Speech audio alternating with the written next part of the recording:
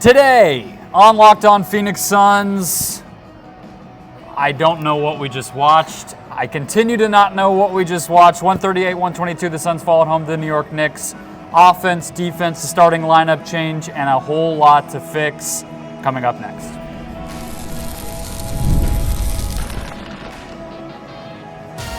You are Locked On Suns, your daily Phoenix Suns podcast, part of the Locked On Podcast Network, your team every day.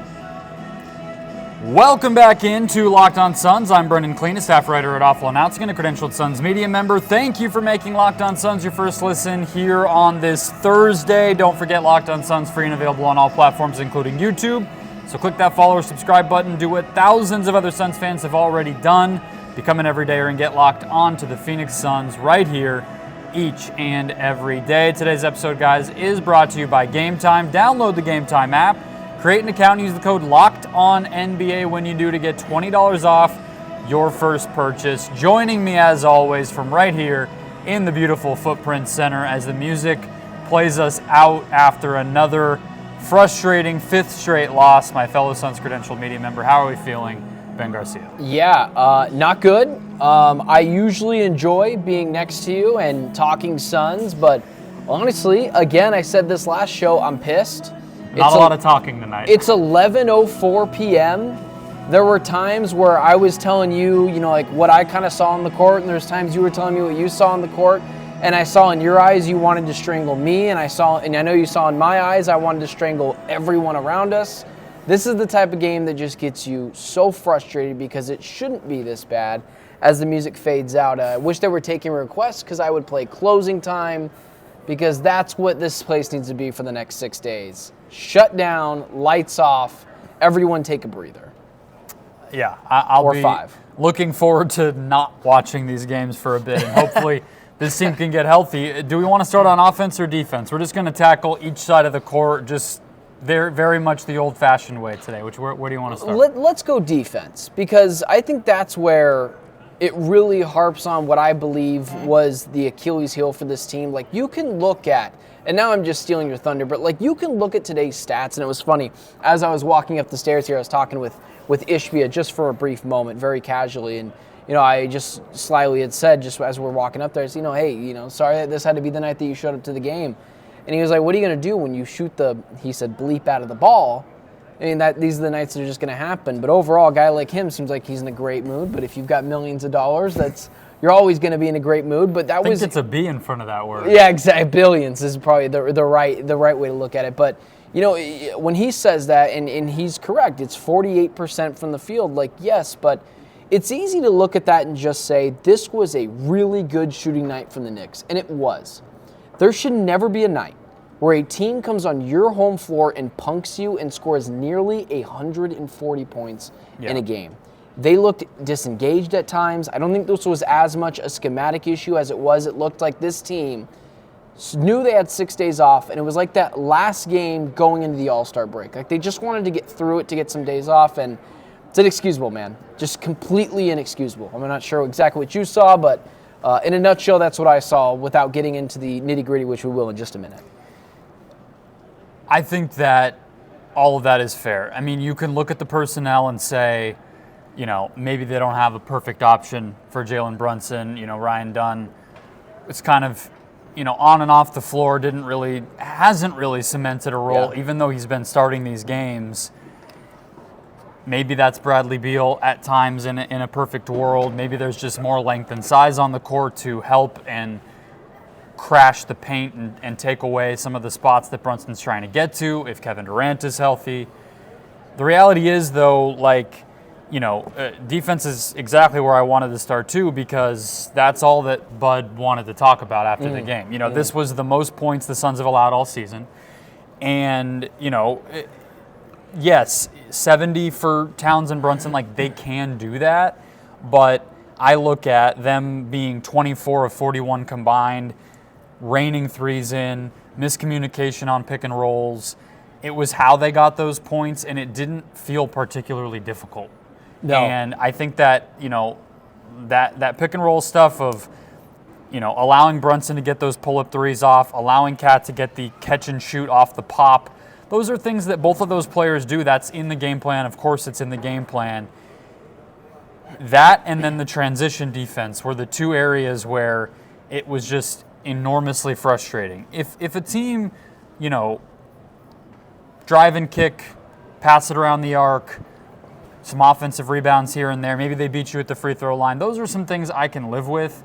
But when it's just the two guys at the top of the game plan playing their game, not being impacted very much, that is where I start to get frustrated.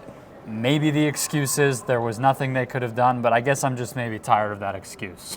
Well, just there will be people in our comment section. There will be people that will say this. Well, and I said this the other day. Well, there's no Bradley Beal, there's no Kevin Durant, and there's no Connor Gillespie. That last one to be lighthearted as a joke, but no Jalen Bridges either. No Jalen Bridges either. Those two guys are not going to fix effort. If they played like that tonight with Bradley Beal, you can put prime Michael Jordan in the middle of the court. If they're not playing with effort, you are not going to see results. And, you had said something that kind of stuck out to me. I don't know why, but it did. You had said this is the most points they've given up all season, 138. If I gave you that, do you think another team scores 138 points on this team all season? Let's say they don't go into overtime. In regulation, do you think a team scores more than that? I mean, it's hard to imagine. That's what I'm saying. You are looking at what 44 in the first quarter. Yeah, you are looking at what could be the Suns' worst performance all year, and it came at home in a game that you felt like they wanted to get a win before going into this long break. But now you're going into it staring at a 5-game losing streak. It's frustrating, man. And a lot of it I felt like could have been avoided. There was points in this game where it got close. They trimmed it to 11 in that third quarter. And still, coming down the court, this was a Nurkic issue. I remember specifically, Cat comes down, immediately drains a three. Jalen Brunson gets a little bit of space, not because someone set a screen, but just getting a little bit of space, pulls up on another three. You cannot have that. But that goes back to effort, and that's kind of what I saw. And just miscommunication on pick and rolls, guys leaking out on defense. I remember early in the game, Bridges had a wide open dunk when you were kind of looking at me. You hadn't seen it. Yeah. All of it could have been avoided, and it just wasn't, and you cannot have that. 28 fast break points for the Knicks. It's interesting. It felt like the threes was the most back-breaking part of this, the three-pointers, but they were equal. The Suns and Knicks made the same amount of threes tonight. But the Knicks scored 50% of their threes. Well, sure, but if you're just looking at total points, you would have felt like the Knicks were just pouring it on from three, and that really wasn't the difference. It was those fast break points. It was the free throw line, to be honest with you, and, that stuff adds up. 16 points, it did get, within 10, 15 a couple times, but it's the reason I've been harping on this the entirety of this stretch without KD and now Beal is we've seen some ugly offensive nights, but to me the defense has been the recurring issue that is the most frustrating. Whether you're looking at the Sacramento game, the Utah game, I guess the Thunder game was really low scoring overall, but the Orlando game, how are you letting the Magic look like a good offense without Paolo Banchero? That's been the thing that I think is the most disappointing and I guess concerning part. So it definitely didn't look any better tonight. I think that they've taken a step back. I was giving them credit with the two big lineup stuff and some of the team defensive execution. I thought the Mavs game a couple weeks back was a really, really good team defensive effort. But I know it can fluctuate, but it feels like just getting guys back. This stretch has built in some really bad habits that flared up tonight to allow, a good but not amazing team to just pile on points. It shouldn't be like that. Does all of this defensively, because you and I had harped on Bradley Beal's, record, best defensive year so far through the, 4 games he's played, it feels like, and Kevin Durant as well. Does it just show that those two guys, without them in the lineup defensively, they're going to just be horrendous? Because the size already lacks. I was joking with you at one point because I think it was Royce and Tyus Jones wasn't on the court, but I think it was Royce, Ryan Dunn, Booker, Nurkic, and Grayson Allen, I think it was. And I was like, this is the biggest lineup they have right now. And Grayson Allen and Devin Booker are not exactly tall individuals or big individuals. And they didn't even get bullied down low, man. I think size is part of it, but I really just feel like watching this team, the past 2 games especially, Can't have it's that. just demoralized. I mean, that's what I feel like they are. I mean, there's no real excuse for, you roll out Mason Plumlee at power forward and you look like you're really clicking on the defensive end in certain moments, and then all of a sudden the floor falls out below you. So yes, I think Beal and Durant are 2 of their better defenders. That obviously matters. They get bigger when those 2 dudes are out there, especially KD. But I've just been watching it. It just feels like they're out there like we don't have a chance. I mean, and I think that that's just showing. I think that maybe the hangover of that Wolves game was bigger than we gave it credit for. That's fair. That's totally fair. Is that a Bud issue then? Is he not getting and I'm not saying fire. I'm not saying fire Bud. I'm not saying he's a bad head coach. I'm just trying to identify that's what I want to do. I don't want to beat around the bush. Is that a Bud issue? The season is 7 months long and guys are out, and it doesn't mean we have to excuse it, but I don't think it's one person or one thing in my opinion. I think that you would like the resolve of the team to be better, but the fact that it isn't, I distribute evenly, I guess is how I would put it. It's like, of course, Book, Bud, sure, those probably more than anybody else. I'm not going to blame it on Monte Morris. You just really quickly, because I'm not in the pressers. We kind of split up this workload. I'm out doing something else on the court and getting things up on social. Was Bud pissed, or was it very somber? No. I mean, I don't know about pissed, but frustrated, inexcusable, and we got to get better on defense. This is a real problem for us. Like I said, he was focused on that end of the floor first and foremost. But let's jump to the other end of the floor on the offensive end, where Devin Booker had a rough night until he didn't, and the fourth quarter kind of redeemed it. Royce O'Neal comes back alive. They did score 122. Is this on the right track, a better track? We'll get there next. First, today's show is brought to you by the Gametime app, the best place to buy any ticket. Gametime has a new feature called Gametime Picks that makes getting tickets even easier to see your favorite teams play live wherever and whenever. Gametime Picks filters out the fluff to show you only incredible deals on great seats, so you don't have to waste time searching through thousands of tickets. Whether you are looking across the whole valley or whatever city you live in, or you're just saying, I know I want to go to this event, but I'm not exactly convinced I can afford it, I don't want to break the bank, Gametime Picks puts the best value up at the top of the app, whether, again, within a city, within a specific event, whatever you're in the mood for. Gametime will show you the best deal, the best value right there up front, so you don't have to wonder or scroll or search or mess around in a million different places. They put it right there for you. In addition to their all-in pricing and seat views from the app, Gametime remains the best place to buy a ticket. Take the guesswork out of buying tickets with Gametime Picks. Download the Gametime app, create an account, use code LOCKEDONNBA for $20 off your first purchase. Terms apply. Again, create an account, redeem the code LOCKEDONNBA for $20 off. Download Gametime today. What time is it? Gametime. All right, let's get the show rolling. Reminder to let's sign up for the Locked On Suns Daily newsletter. That link is in the show description below wherever you're finding us. Just click it or type in Locked On Daily in your browser. Get that email address, put in there, sign up, get the best Suns and NBA coverage, get up to date, stay up to date on the Suns and the NBA every single day, and support the show. And if you see us at the game and you show us you're subscribed, we will get stickers at some point. At some point. We have a week until the next game. Can we do it by then? My wife is on it. Okay. I have already spoken to her. She is on it. Although I told her this on Monday, and I said, hey, can we get them by Wednesday? And she said, absolutely not. So we're learning. Can you believe it wasn't? We're learning what's realistic. Can you believe it wasn't her first point of emphasis this week was to get us stickers? Ridiculous. I know. But anyways, those are coming. Okay, offense. Suns scored 122. It's interesting to look where outside of that first quarter where their offense took a hit and their defense was awful and they allow 44 points, every other quarter was basically even. Yeah. The 16-point deficit in the first quarter is exactly the same as the final deficit.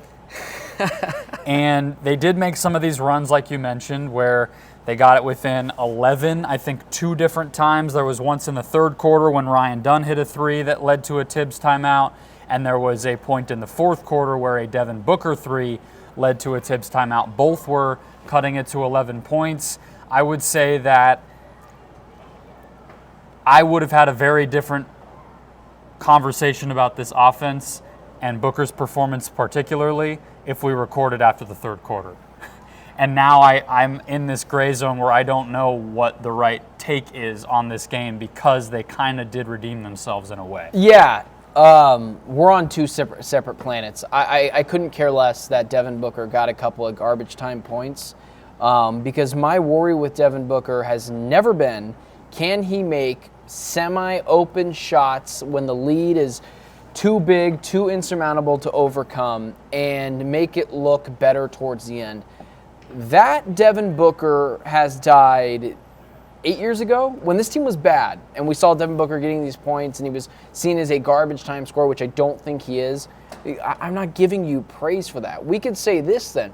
Oh, they scored 122 points tonight and still lost by double digits. It's not good enough. Yeah. And Booker was not good enough in this game. And you had something that you kept pointing out in this game was he just got in his own head multiple times. He was arguing with the officials. That is something you pointed out multiple times. He got a technical foul in this game. He did not take advantage of Jalen Brunson and Cam Payne, guys who are smaller than him and on the court, not great defenders. I thought he left a lot out on the court. This is not just a Devin Booker thing. I don't just want to harp on him because no one was particularly great outside of Royce O'Neal. But you can't have that, man. You got to be better earlier in the game so that we're not playing catch-up and still talking about a 16-point loss where you scored 122 points. Yeah, the issue with it though, and why I do feel split in a game like this is there were numerous points throughout the game where I was sitting there thinking, Book has to do more. Mm-hmm. This isn't, it shouldn't be like this, et cetera, et cetera. But I wrote down in my notes that I forgot to pull out while we're actually recording the podcast, but I remember it. I think Book had 12 points, 2 assists, 0 turnovers in the first quarter. And was 4 of 5 or 4 of 6 from the field. Mm-hmm. So, again, I have a hard time blaming the offense in this game. To me, the defense lost this one. I think Tyus Jones actually played decently. The first shot you saw Book take, I think it was the first take. It was definitely his first make.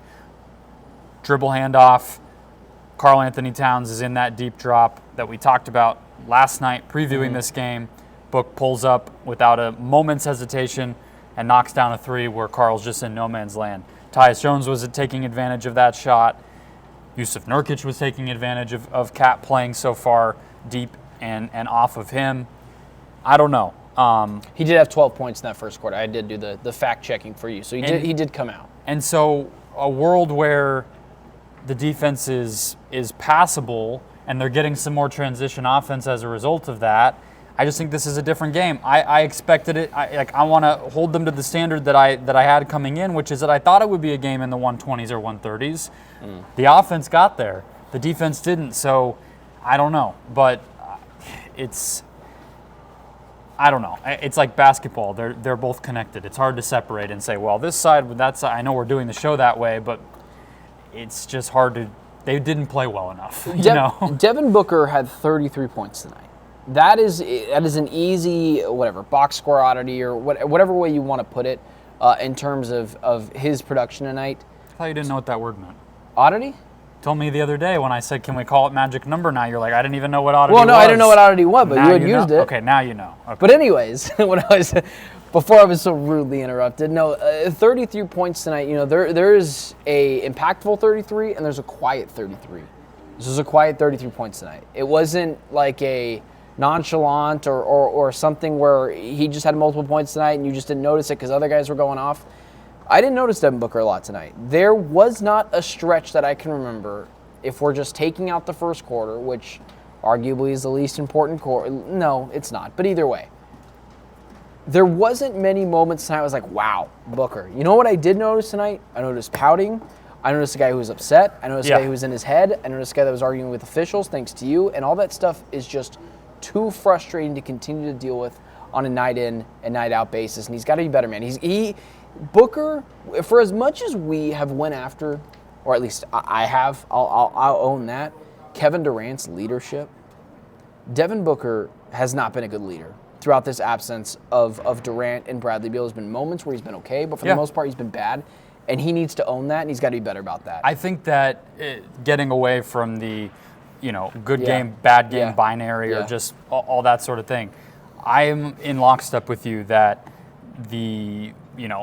how much did we talk last year, really, frankly, this time of year, including a game against this freaking team, was when it maybe hit a high point against the Knicks last year, where everybody wanted to have a comment about Kevin Durant's body language, the on-court body language that he had. Devin Booker's was not good tonight. So let's play it fair, right? Let's call it as we see it.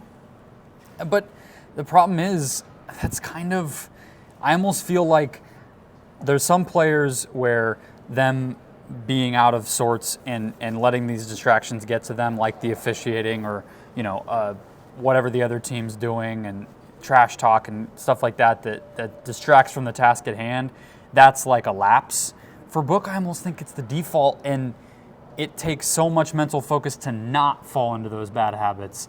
And he just hasn't had that self-control lately when he really needs to. Because it's one thing when Book's off arguing with the officials because KD is, getting the team together, or Tyus is doing that, or Beal just made a big play and the team's, rah-rah, patting him on the back.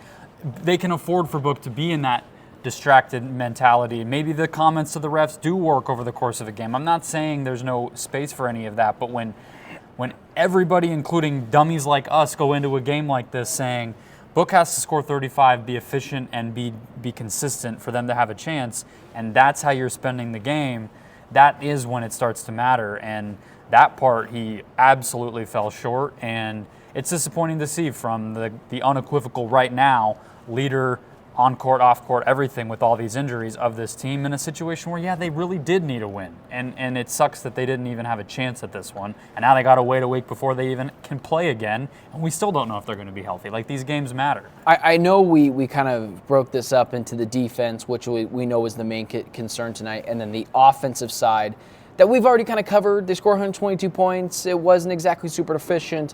I mean, heck, Bol was in this game at one point and scored 4 points, which, by the way, was the loudest the fans were all night, which I still think is just insanity. Or Mikal Bridges at the end of the game at as lineup. Well, I was going to say at pregame, which you had an issue with. Yeah, that is.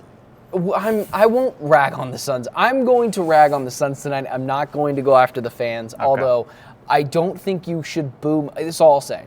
I don't think you should boo Mikal Bridges, but I don't think we should all be rah-rah for a guy who doesn't play for the team anymore. But, okay. I don't think I can have a comment because his jersey's on my wall. I think I have to sit that conversation out. So. Oh, that was funny.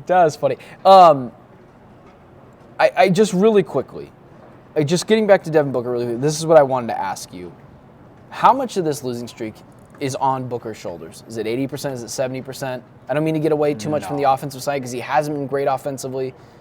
I don't want to just put tonight's game on him. The same thing as you saying it was the last thing, Bud. I'm just never the type to. There's 5 dudes on the court. There's 15 guys on the roster. There's a coach. I mean, I think you have to. Like I said in the last segment, it's Bud and Book, of course. And of course, they're at the top of the list. But I don't know. How many of these games were winnable to you? I think that the Minnesota, of course. I think that the first Kings game, the first game that KD missed, they were in it late on the Sunday. Yeah, until the Kings did the Kings things and ran him out of the building. So, 2? Maybe. 2 out of 5. Yeah. So if only 2 were winnable, man, that's so. It's bad. Hard for me to say, oh, well, this is some big embarrassment. I just think, again, I focus on the how, and I do think there's valid criticism there. That's interesting that you're not a big blame guy, because I love. Did I strike you as one? We've been doing the podcast for 2 months. You thought I'd come out and say 99% Book. Listen, you've never pointed the finger at me. I wish you would sometimes. I will unequivocally do it to you. But I'm a big blame pie guy, and if I'm doing that, Booker is shouldering a lot of the blame. And I think the thing that has gotten to me the most has struck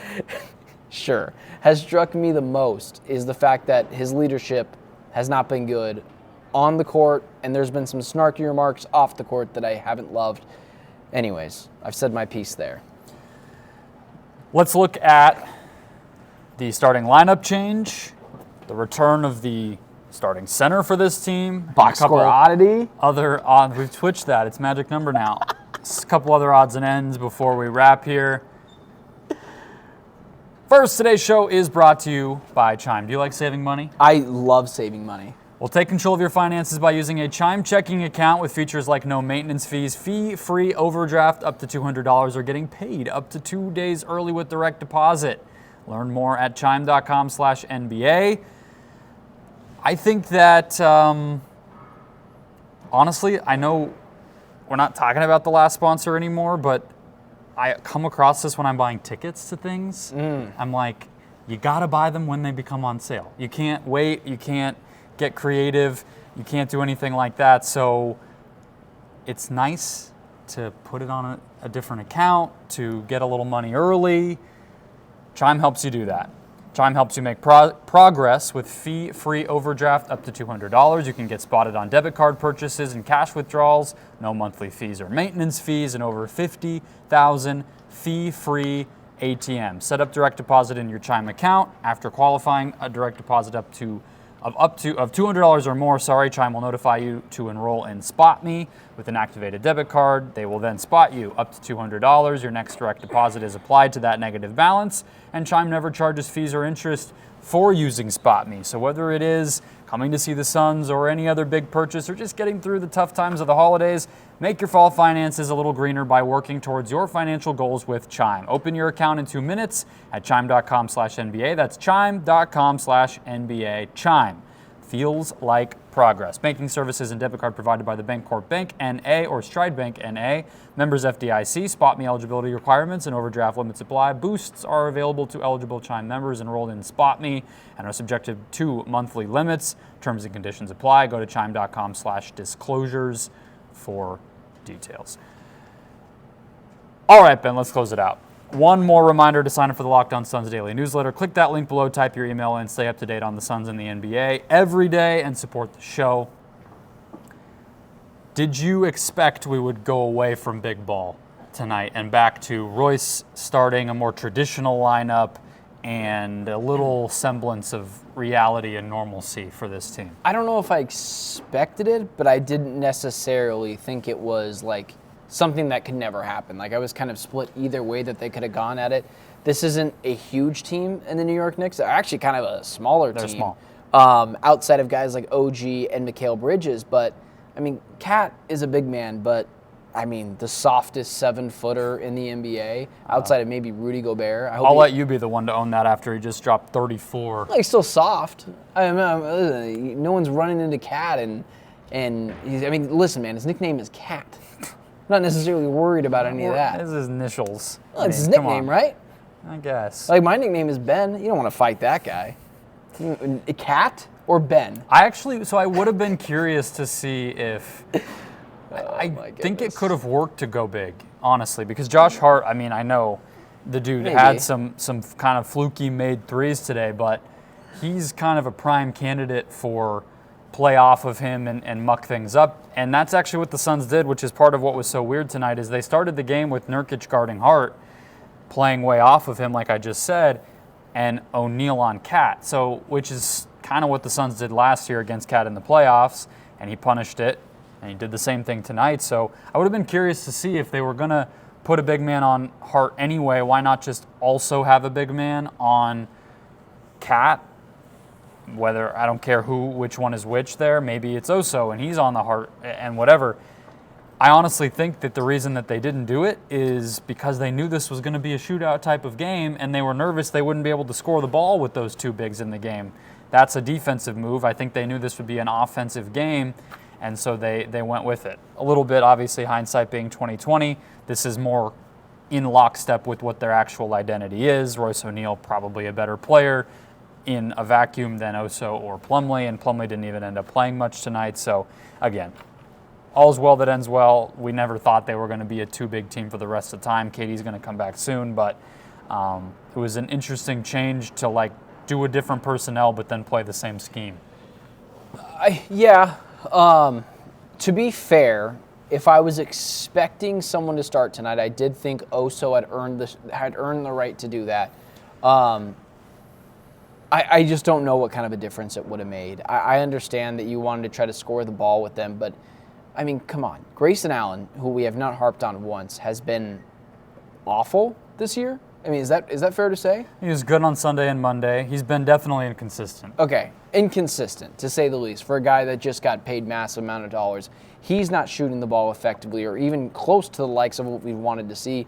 Royce O'Neal's been mostly good for the majority of the season, but like you had mentioned, streaky shooter. I don't know who you could have thrown out there tonight to add a little bit of an offensive boost, but Oso Ighodaro, sure, but I mean, no one was really closing out tonight.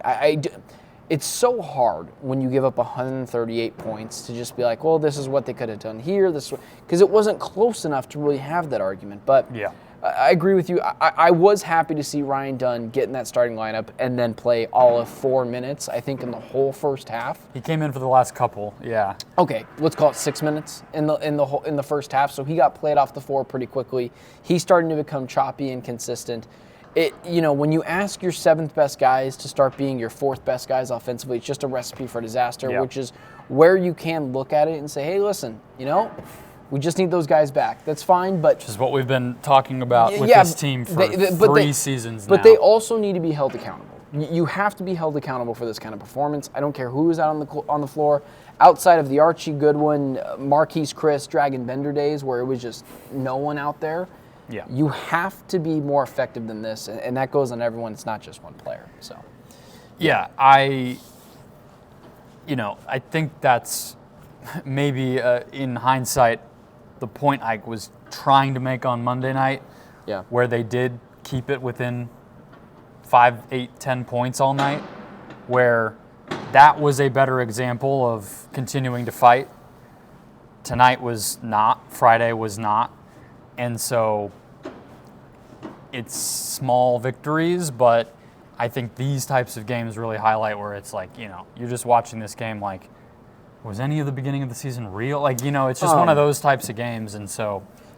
You know how the vibes are clearly the lowest they've been all year, and fans are upset, and media members are upset, or whatever it is. And believe it or not, Matt Ishbia actually didn't look too upset. He just looked like he was just ready for his guys to come back, and he was having a grand old time. But if the Suns lose next Tuesday, which is entirely possible, the Lakers are a good team. Oh, wow, another 8 p.m. game. Awesome. Can't wait to be here for that. But if they lose that game, I mean, it's just like the Paul George, Tyrese Maxey, Joel Embiid, they all play tonight, and they lose. It's just going to bring everything down even more, even though it's very likely that they could lose that game. Yeah. So, Suns, man, we were really high, and it's really low, and I'm just ready for the roller coaster to go back up again and hopefully stay there. But it would just be nice to have have nice things. It would, I don't mind losses, but it's just like these absolutely demoralizing ones where, like we tried to chart out when these injuries first hit, like what do you even take from these games? But yet they're still happening, and it's hard not to try to read into it, even though you can, be a wise whatever and say, well, this isn't it. All this stuff is actually so different. It's like, well, these games still happen. The guys on the court are very clearly affected by it, so it's hard not to be, but... that will wrap us up. Hit follow or subscribe if you haven't already. Become an everydayer. We have one more episode for you this week.